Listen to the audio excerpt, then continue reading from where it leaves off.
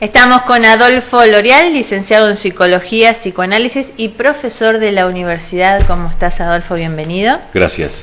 Otra vez por aquí. Un gusto que estés con nosotros. Gracias por la invitación, como siempre. Sí, la verdad que fue muy visto y comentado el programa porque son problemas que tenemos todos y que con estos problemas te identificás, ¿no? Así que está muy bueno. La verdad que hubo muchos comentarios y esta cuestión que ustedes también lo ponen en internet y la gente lo puede ver y hace comentarios también allí. Y sí, yo creo que siempre, un poquito lo que conversábamos en algunos de los encuentros que hemos tenido, son temas que resultan de interés de todo el mundo. Estamos hablando de la vida, estamos hablando de la gente, estamos hablando de las cosas que nos pasan un poco a todos. Entonces la gente de alguna manera se engancha bastante. Yo te decía, tengo así como viento a favor en relación a otras disciplinas. Y es que cuando uno habla de psicología, habla de la vida y entonces nos toca a todos. A todos. Supongo que debe ser más difícil, digamos, por ahí para un contador, para un economista, son temas más puntuales y de alguna manera le gustan a una determinada fracción, pero bueno, esto nos toca a todos y entonces así también es la respuesta. Y más con esta modalidad que vos propusiste, de mandar estas que era preguntas, la cosa más interactiva, que es donde la gente, bueno, de alguna manera también puede hacer llegar su inquietud.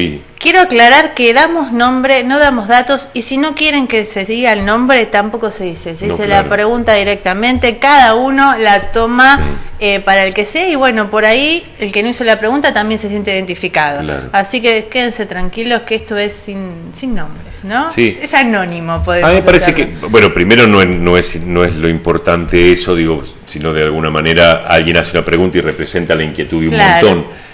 Y bueno, y me parece que también es interesante hablar de lo que a la gente le importa, ¿no? Muchas veces uno habla de lo que a uno le interesa o de lo que a nosotros nos puede gustar, y entonces elegimos un tema, así es otra historia, porque la gente plantea su inquietud, qué es lo que le preocupa, y bueno, y uno acerca una opinión. Y más allá de eso, yo te voy a meter preguntitas que se me van ocurriendo sobre el tema. Veamos. Vamos con la primera, de una bomba. Los celos en la pareja. ¿Cómo sobrellevarlos para que las peleas no sean a cada momento? O sea, que es una situación donde son celos importantes. Y ahí hay mucho para hablar, ¿no? Porque ¿cómo es esto de los celos? ¿Qué cantidad saludable, qué cantidad no? ¿Se puede controlar? ¿Está bien no sentir celos? Si hay amor, hay celos. Mira, en parte me pareció como cuando me haces la pregunta, también está bueno que le contemos a la gente que un poquito la consigna fue que vos tenías las preguntas que te acercaba a la gente, que yo prefería, digamos, que surgiera espontáneo y no pensarlo previamente. No digo, me da ganas no sabes de nada. Poder, claro, me da ganas de poder, digamos, de alguna manera dar una opinión no preparada, digo, si no uno se pone como muy teórico, uno inevitablemente, vos me tirás el tema la semana pasada y yo me quedo toda la semana de alguna manera y después tiene como demasiada rigidez. Sí, no. Pero cuando vos haces esta pregunta, lo primero interesante es que me dio como si hubiéramos hilvanado con lo último de la vez anterior que estuvimos juntos. Claro, cuando alguien planteaba cómo se perdona. Sí. No digo, cómo una muchacha planteaba esto, cómo surgía el perdón. Esta también es después una de una mujer, traición. Ana es. Claro, Ana. Después de una traición, después de una infidelidad, cómo viene el perdón. Esto en un punto toca ahí, porque la posibilidad de no volver sobre esto permanentemente, cuando vos decís, bueno, hay celos, esto tiene que ver con inseguridad, tiene que ver con desconfianza, tiene que ver con no creer en el otro y muchas veces con no creer en uno mismo. Bien. Digo, muchas veces esta cosa de los celos es pensar que puede haber otro en el lugar de uno, ¿sí? Claro, sí. Digo, en la pareja humana acontece esto de la posesión. Digo, cuando uno ama para uno y de alguna manera ese amor de algún modo es posesivo.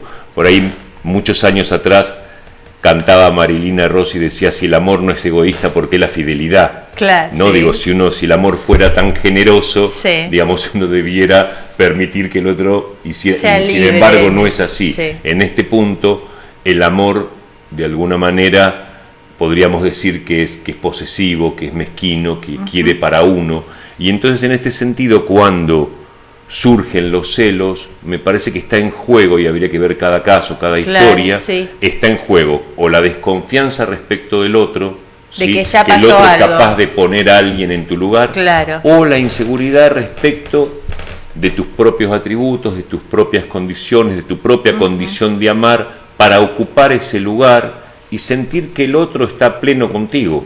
Claro.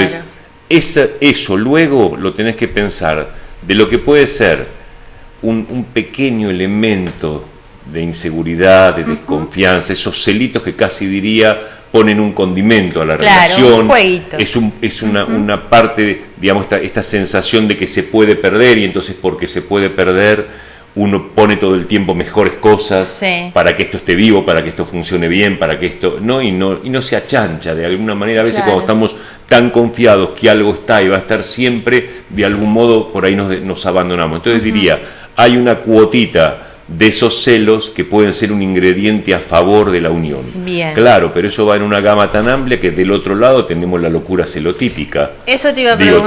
Tenemos al maniático de los celos casi. Que ya no puede salir vestida con pollera ni con esto que es demasiado celo. Eso ya es como una enfermedad. Sí, por eso digo, de esto que puede ser un ingrediente en esa pequeña cantidad, es parte de un juego que tiene que ver con, juego en el mejor sentido, ¿no? Que tiene que ver con provocar la unión.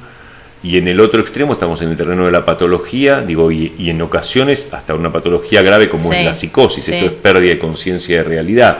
Vale decir que el otro termina viendo o creyendo lo que no existe, y encontramos esas escenas locas donde alguien monta lo que se llama un delirio celotípico, le adjudica al otro situaciones que no son reales, que tiene que ver con esto, con la existencia de un tercero, etcétera, etcétera, y bueno, y de ahí hasta la tragedia, ¿no? Historias que tanta historia, digamos, en situaciones, todo lo que puede ser después la violencia de género, donde decir, bueno, cómo este tipo no entiende que esto no es así, y termina, digamos, golpeando. Y acá por lo que dice, para no estar siempre peleando a cada momento, o sea que en esta relación los celos tiene una magnitud que pasa del juego, donde es un ingrediente de seducción, ¿y qué se puede hacer, para pasar a ser una pelea. Bueno, yo creo que implica, a mi gusto, eso implica primero un trabajo de ambos, digamos, y luego el análisis personal, digamos, la reflexión personal respecto de si esto es el otro o esto es uno. Es que el otro tiene elementos o hace cosas, hace o no hace cosas como para que yo pueda entrar a desconfiar, o en realidad esto tiene que ver con un problema de autoestima. Con autoestima. Por eso me parece que es un problema de pareja, el tema de los celos es un tema que atañe a los dos, donde habría que determinar qué es de cada uno y qué es parte del juego de relación. Y eso tiene que ver siempre con la historia de la pareja y con la historia singular, ¿no? Entonces, a veces en el nacimiento, en el origen de una pareja, diríamos, hay un pecado de origen. Entonces, por ejemplo, en nuestra época, donde es muy común, es muy frecuente lo que se llama hoy familias ensambladas o nuevas relaciones, que de pronto se constituyan nuevas parejas a partir de lo que por ahí en un momento nació con una infidelidad.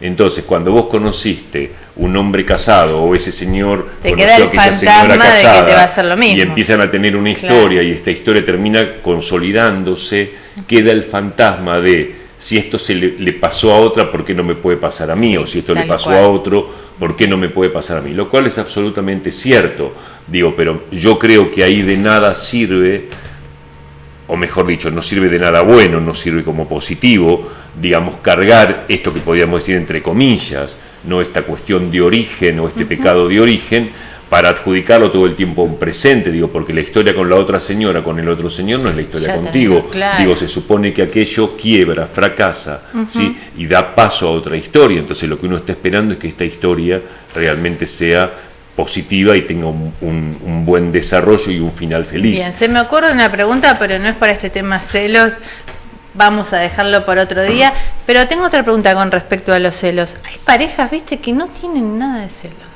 ¿Puede ser eso? ¿Existe? Bueno, absolutamente, yo creo que como contracara de lo que acabamos de plantear, ¿qué ocurriría en una pareja donde no existen los celos? Y estamos hablando de una buena pareja. Una buena pareja, que quiero decir, de dos personas que están unidas y se aman. Sí. ¿Por qué no habría celos? ¿Por qué hay confianza? Claro. ¿Y por qué hay seguridad en uno mismo? Bien. Entonces, esa pareja impregnada de celos es una pareja donde desconfías en el otro o no confías en vos. O desconfías del otro o te sentís inseguro de vos. La contracara de esto es esa relación que no tiene celos, esa pareja que no tiene celos, ¿qué es? Es una pareja en la cual uno confía en el otro y tiene confianza en sí mismo. Uno tiene confianza en uno mismo.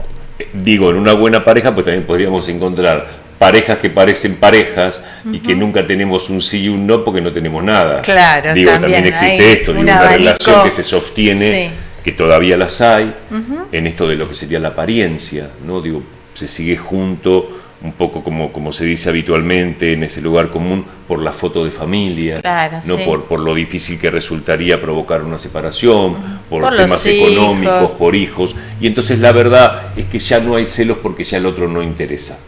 Eso es otra historia, claro. ¿no? Esa es otra situación. De alguna manera por ahí sirve plantearlo como en una suerte de abanico de posibilidades, ¿no? Digo, en este caso pienso que, bueno, cada historia debe ser vista y de alguna manera, respondiendo un poco a la amiga, digo, el eje sería confianza y autoestima, ¿no? Digo, lo que hay que tomar ahí eso, como eje es confianza y autoestima, que hace a cuáles son los límites en la posesión del otro, cuáles son los límites en la tenencia del otro, porque el otro siempre es un otro distinto de uno. Sí, por supuesto, sí. Bueno, vamos a pasar a la segunda. Un hombre, Marcos: no tengo ganas de nada ni de levantarme de la cama. Estoy deprimido, ¿qué puedo hacer? Y si estoy deprimido o depresivo, si hay diferencia, ¿cuál es? No dice el por qué, porque calculo que esto tiene que tener una causa. Bien.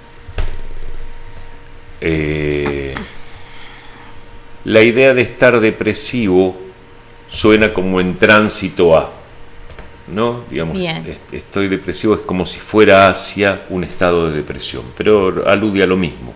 Y el estado de depresión, ¿qué sería? El estado de depresión tiene en principio la pérdida del humor, ¿sí? La pérdida de los intereses y el desgano gradual y progresivo, ¿sí? Decimos una depresión en serio porque también muchas veces se confunde lo que puede ser la tristeza, lo que puede ser la angustia o lo que es la depresión. Vos podés ¿Cómo te das cuenta la diferencia? Son diferentes cuestiones. A ver, la angustia es un sentimiento inherente al ser humano. Todos tenemos posibilidad de angustiarnos como todos tenemos posibilidad de alegrarnos. Bien. Está en nosotros como un potencial. Nosotros ahora estamos charlándolo más bien y de pronto podíamos tomar un tema triste y sobreviene la angustia. O salimos a la calle y vemos una criatura descalza con hambre y sobreviene la angustia. La angustia es dolor psíquico. Así como el cuerpo duele, duele lo psíquico, o duele el alma. Si querés lo planteamos como una metáfora, duele el alma. Esa es la angustia. Bien. Y es totalmente natural. Digo, la vida no es sin dolor. No, por Así supuesto. como la vida es con alegría y de pronto sos feliz y te sentís bien y hay cosas que te agradan y te reís, también hay un momento en el cual la vida duele, por muchas razones. Podemos condensarlas en lo que charlamos la vez pasada, que tiene que ver con los duelos, todas las situaciones que tienen que ver con pérdidas. Esa es la angustia, ¿sí? Bien. A veces, en determinada época, por determinados factores, podemos tener un estado de tristeza. ¿Sí? No es un sentimiento de momento, sino que se instala como un estado, ¿no? Digo, estoy triste, no hay un ánimo bajo, el ánimo es bajo, hay poco humor, digo, no es fácil alegrarme, hay un tono bajo, un tono más ligado a los temas densos, a los temas vinculados al dolor, más que a la alegría. ¿Sí? Sin embargo, hay motivación. Yo puedo estar triste Sigo haciendo las sin cosas. Embargo tengo ganas de levantarme, tengo ganas de criar a mis hijos, tengo ganas de ir a trabajar, es más, tengo ganas de estar bien. Claro. ¿Sí? Bien, en el estado depresivo, ¿sí? En el estado depresivo hacia la depresión o en la depresión plena, ¿no? También ahí hay niveles, no es todo lo mismo, no puedo estar y estoy medio depre o estoy francamente deprimido, o el punto máximo sería la melancolía. ¿Sí? El extremo de la depresión caería en lo que se conoce como un cuadro melancólico, que es el punto máximo, digamos, en relación a la depresión. ¿Qué pasa allí? También aparece este desgano vital, ¿sí? Es como todos los días nos conectan cosas con la vida. Vos te levantás todos los días porque hay un montón de razones que serían las razones para vivir, ¿sí? Muchas. Esas son como conexiones, como anclas, Entonces, tus hijos, la casa, el trabajo, una vocación, una profesión, un sueño. ¿Qué es todo eso? Deseos. Uno está lleno de ganas, ¿sí? Hasta ganas de estar bien, ganas de verte bien, ganas de vivir mejor, ganas de que tu ciudad esté más linda, ganas de que los seres humanos seamos más buenos, ¿sí? Ganas de mejorar algo en el barrio. ganas de Claro. que tus hijos se reciban no sé de qué. Digo, todas estas son las cosas que aparecen como, en tanto hay deseos, las cosas que aparecen como deseos, en tanto hay deseos, hay razones para vivir y uno está fuertemente aferrado a la vida, aun Bien. cuando padece un cáncer. ¿Sí? Sí. Vos ves gente con una enfermedad grave Sí, y sí. sin embargo está llena de deseo y esto Porque hace quiere vivir. que esté muy aferrado a Claro. la vida y sobrevive y sobrelleva la enfermedad y tiene mejores condiciones de vida. Sí. Bien, pero por determinadas razones en general tienen que ver o con no encontrar una razón para vivir, la falta Un de un deseo, sentido de ¿no? vida, Algo. o con duelos no elaborados, Ajá. ¿sí? Dolores que se van produciendo y quedan mal cerrados. Vas como Porque acumulando. podés tener todo, podés tener hijos, un trabajo o algo, y te puede pasar que estés... Hay muchas mujeres o Bien, varones que estén pero ¿y qué así. sería eso? No pasa por lo que se tenga, Sí. sino por lo que se desee. ¿No? Entonces a veces ocurre paradójicamente que alguien tiene tanto que ya Sí. no puede desear nada. Claro. Entonces vos fíjate, por ejemplo, que es bastante común el consumo de tóxicos en poblaciones muy acomodadas, con mucha satisfacción. Claro, pues ya tienen todo. No- Entonces no hay nada también que queda desear. poco espacio para desear. Muchas Claro. veces, ¿sí? Las dificultades de la vida precisamente impregnan una fuerte serie de deseos, Claro. y estas son cosas que te amarran más a la vida. Entonces, la depresión tendría que ver con esto, digo, con un desgano vital. No es solamente el humor bajo, el ánimo triste, ¿sí? Sino que entra a aparecer esto que plantea acá nuestro amigo, que es ese desgano. Esto ya Claro. no hay razón para salir de la cama, ¿sí? Digo, la cama sería como la posición más inerte, la posición que menos requiere de nosotros. La vida es movimiento. Sí. Uno se levanta y empieza a hacer un montón de cosas físicamente y emocionalmente, ¿sí? Y eso es movimiento. La cama es como el dejarse, como el Claro. abandonarse, como el caer en un objeto que te contiene y que vos no tenés que hacer nada. De alguna manera la cama a veces representa el descanso Sí. necesario para volver a actuar, pero a veces también significa este lugar donde uno empieza a abandonarse y en ese sentido es peligroso.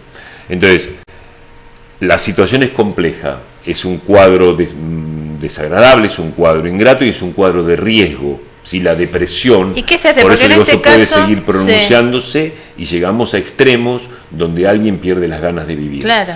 Es un cuadro totalmente tratable. Bien, ¿sí? ahí. ¿Y cómo es tratable? Tenemos tanto en el terreno de la psiquiatría la posibilidad de psicofármacos, los famosos antidepresivos, ¿sí? Digamos, es la consulta psiquiátrica, y a nivel de psicología, lo que es la psicoterapia. ¿Para qué? Para trabajar todo lo que es la vida emocional, porque recién dijimos, posiblemente esa depresión se deba o a que esa persona no ha encontrado sus deseos, no ha encontrado las razones para vivir, sus razones para vivir, o que esa persona viene cargando a lo largo de su vida determinados duelos que no fueron elaborados. Que no fueron elaborados quiere decir que no ha aprendido a convivir con determinadas pérdidas. Claro, ¿sí? Y sí, entonces sí. esas pérdidas van dejando como un lastre, como un resto de dolor que no se asimila, ¿sí? Y esto se va cada vez pronunciando de una manera tal que el sujeto va levantando las ganas de vivir. Claro, llega El un momento mundo- que explotás. El por mundo algún lado. resulta, digamos, de alguna manera ingrato. Claro, bien, bien. Bueno, por lo que se ve, él escribió así que Absolutamente tiene las tratable. ganas El de... tema- ¿Lo no, ve? No me cabe la menor duda. Digo, el hecho de hacer la pregunta es el primer paso para la salida. Sí, sí. Digo, nada, consulta con algún especialista psiquiatra para ayudarse con una medicación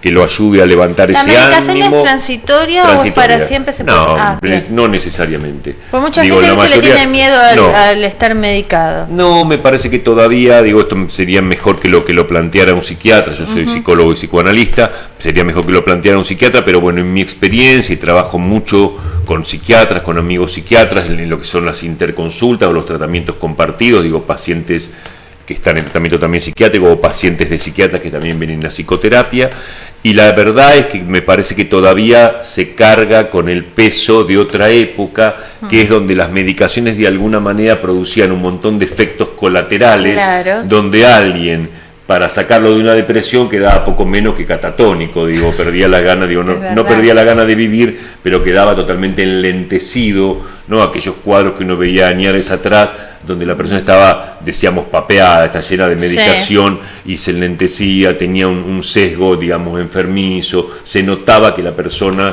digamos, si bien tal vez ya no había ese dolor, o había recuperado el descanso, o había recuperado el sueño. Los cuadros de ansiedad producen mucho insomnio, por ejemplo, en general viene combinado angustia y ansiedad, y las medicaciones producían una serie de factores alrededor que a todas luces decía, uy, esto es un paciente psiquiátrico. Esto hoy no ocurre, digo, hay psicofármacos de última generación, medicaciones con unos ni efectos... te das cuenta que estás tomando algo y estás mejorando. Y está bajo variables controladas, digo, esto lo sigue el psiquiatra, ve periódicamente a su paciente, y yo lo que veo es que hay una psiquiatría dinámica, digamos, que de alguna manera lo que intenta es a la brevedad levantar la medicación. Digo, en términos generales se entiende que esto sería más o menos como pensamos también, digamos, los efectos terapéuticos. Uno no desea que un paciente esté toda la vida en psicoterapia. Claro. También estos son restos de otras épocas donde, bueno, uno empieza un análisis y se va a pasar la vida yendo al psicólogo. No es así. La intención es resolver determinado conflicto y continuar la vida, digamos, sin necesidad de tratamiento. Pasamos a la última. Tengo una amiga que el marido la golpea. Yo hablo con ella, pero siempre vuelve. ¿Qué puedo hacer? Acá ya entramos en violencia. Habla alguien por un tercero, digo, habla la persona que recibe. Quiere ayudar a su amiga, pero no sabe qué hacer, cómo hacer, porque, claro, la amiga que está siendo golpeada está enferma también, ¿no? Es un tema complejo porque yo creo que ahí tenemos dos situaciones en danza. Una es la situación estrictamente afectiva y vincular, que es el problema de la pareja, y el otro es el tema legal. Digo, ahí hay alguien en riesgo que no se da cuenta, digamos, que está exponiéndose, digamos, a riesgos que, bueno... Digo, que terminan mal después. En muchísimos casos termina de una manera trágica. Entonces, todas esas historias que uno luego ve en televisión, que la señora aparece con una puñalada en el cuello, que, digo, esto empieza con situaciones así y en algún momento termina en una tragedia. Y el entorno no puede creer haber sido parte de esto y no haber podido ser más eficaz, ser más eficiente en la intervención. Entonces, yo creo que esto tiene dos caminos, digo, si ella es amiga de esta muchacha, ahí hay que hacer una exposición en la comisaría de la mujer, digo, dar paso a la intervención legal para que de alguna manera luego comisaría de la mujer dará paso al juzgado de familia y se intervendrá, digamos, para ver el nivel de riesgo que hay allí y luego lo que significaría el apoyo terapéutico de la mujer. Digo, a mi gusto hay que abordar estas dos situaciones. Esta amiga debe de algún modo convencer a su amiga, hablar con la familia, hablar con la madre de la amiga, con los padres de la amiga, con, digamos, tratar de armar un contexto de red alrededor de esto para que esta muchacha, la víctima de esta situación, pueda abordar las dos situaciones, desde la exposición policial. Porque es para difícil eso, muy difícil. Es muy difícil, pero el tema es que de alguna manera la persona que hace esta pregunta de algún modo queda ahí ya involucrado. Digo, si uno no sabe esto, uno no es parte. Digo, al enterarte de esto, cuando el otro te lo dice, de alguna manera te da un lugar de participación y uno pasa a tener una responsabilidad en esto. Vale decir que si pasado mañana esta muchacha aparece con un golpe, lesionada o con algo más grave, la persona que nos está haciendo esta pregunta también es responsable. Y te diría que en principio es responsable moralmente, pero también es responsable legalmente. Vos sabías que había alguien que estaba en esta situación de riesgo y no interviniste de una manera. Mirá, hay incluso a nivel del campo de la salud, nosotros durante el tiempo que yo ocupé la dirección de salud mental nos llegaron, digamos, incluso algunos protocolos de intervención en los casos de violencia de género, y había ahí un punto muy complicado que es cuando al interior de un tratamiento psicoterapéutico, estamos hablando de la relación entre el terapeuta y una paciente, donde la paciente te cuenta que es víctima de violencia por parte del esposo, si ella no quiere denunciar, el terapeuta debía denunciarlo. Porque está en riesgo una vida. Exactamente. Ahora, este era un punto complejo también, porque si la paciente no quiere denunciarlo y vos lo denunciás, vos denunciás algo que es del secreto, primero del secreto profesional. Hay que pedir el relevamiento de ese secreto profesional, el levantamiento de ese secreto profesional. Y la otra situación es cuando el otro no quiere hacer la denuncia, puede negar lo que vos decís. Claro. Pues si yo escuché esto en mi consulta y la persona puede decir, no, pero no es tan así, el psicólogo o la psicóloga está magnificando, yo dije que teníamos problemas, que discutíamos, pero no, de ninguna manera. ¿Entendés? Digo, es muy relativo, sin embargo, eso que no se resuelve, que queda ahí como un problema y hay que trabajarlo también en cada caso, lo ideal es poder trabajar con el paciente para que el paciente realmente formule, acompañar a la formulación de la denuncia. Adolfo, te hago una pregunta en relación a esto porque seguramente nos están viendo situaciones de este tipo. La persona que es víctima, la persona que es golpeada, ¿por qué tarda tanto tiempo? A veces 10 años. Por miedo, porque no sabe, porque está enfermo, porque no lo ve, tarda 10 años en verlo, tarda 10 años en pedir ayuda. ¿Por qué pasa tanto tiempo? Yo creo que la víctima es parte de ese juego de relación, víctima-victimario, digamos, es parte de ese juego de relación. Entonces, ¿por qué tarda tanto? Algunos tardan tanto, otros salen pronto.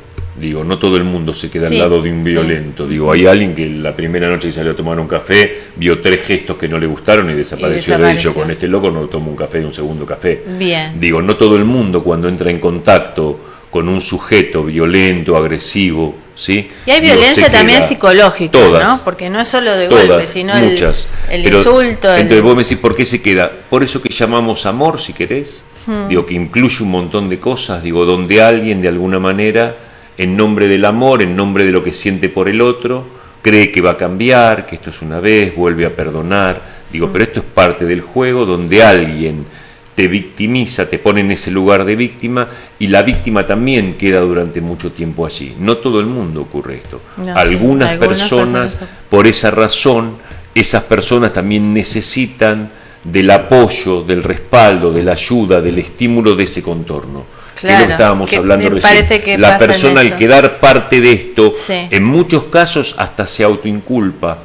Si llega a un punto de sometimiento a ese victimario que termina sintiendo que lo que se dice es cierto. Claro. ¿No? Entonces, no valgo nada, yo no sirvo, ¿no? Digo, de alguna manera me lo merezco. Esto. Y vos me decís por qué es. Bueno, por patología en el contexto de la relación, pero también por historias previas. En muchos casos lo que vos ves es que la víctima, que hoy es víctima de este señor, ¿sí? De su pareja, anteriormente fue víctima de otros, como por ejemplo esto que citábamos hace un ratito de los problemas de autoestima.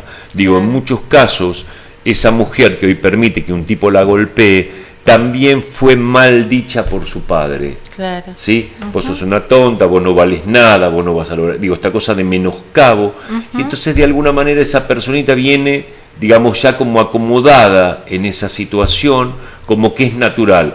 Para otro que ha tenido un lugar de reconocimiento, que ha tenido un lugar de valor, cuando te topás con alguien que te pone en un lugar así de maltrato, no lo permitís. Claro, sí. Entonces hay gente que tiene también historias infantiles de mucho maltrato y entonces al ir a constituir una historia de pareja repite esa situación de maltrato. Bien. A ver, que se tome con prudencia lo que estoy diciendo. Sí. Hablamos en algunas historias, en términos generales, algunas situaciones, hay particularidades, ¿sí? Hay historias particulares, también podemos encontrar una historia donde decir, mira vos, hubo una historia infantil de valorización, de cuidado, y sin embargo, bueno, pero en esta no es que repite el menoscabo. Hay de lo todo. que hace es quedó prendada de una historia, de un fuerte enganche amoroso y erótico, digamos, al cual se somete, ¿viste? Hay de todo, como tantas pero personas hay somos, de todo, hay también. Sí, lo hemos dicho el otro día, digo, emocionalmente, psíquicamente somos un poco como las huellas digitales. No digo, somos únicos. En un montón de cosas nos parecemos todos, tenemos un montón de cosas en común, sin embargo hay algo donde cada uno es absolutamente único y totalmente distinto de los otros. Entonces las historias son así. A veces la gente dice, pero ¿y cómo 30 y pico de años sentado en un consultorio escuchando historias y no te aburrís? No hay una historia exactamente igual a otra, cada historia es absolutamente única. ¿Sí? hay denominadores comunes, hay Sí, algunas sí. cuestiones que nos pasan a todos. Todos nos reímos, todos lloramos, todos necesitamos la razón para vivir, todos tenemos una historia infantil, todos pretendemos tener una pareja. Digo, hay algunas cuestiones que son comunes. Y hay algunas situaciones que tienden a repetirse, como por ejemplo esto. Bien. La historia de una pareja donde alguien violenta al otro y en general tiene un antecedente, que es que la persona que permite, que de alguna manera permite ser violentada, también trae una historia de menoscabo y de desprecio. Bien. Por eso puede quedarse ahí un rato largo. Otro se sale rápido de ahí.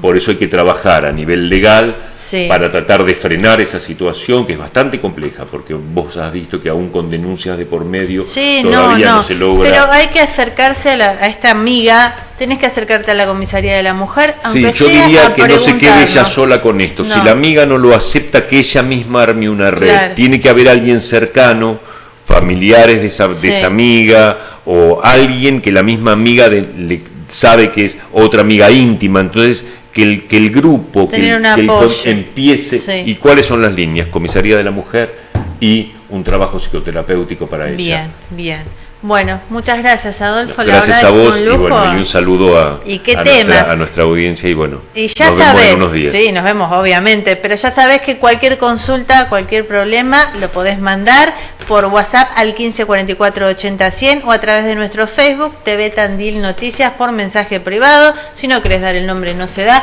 Lo importante es la consulta, el problema, porque todos en una manera nos sentimos identificados y se puede ayudar siempre, ¿no, Adolfo? Muy bien, Muchas claro que gracias. sí, seguro que sí.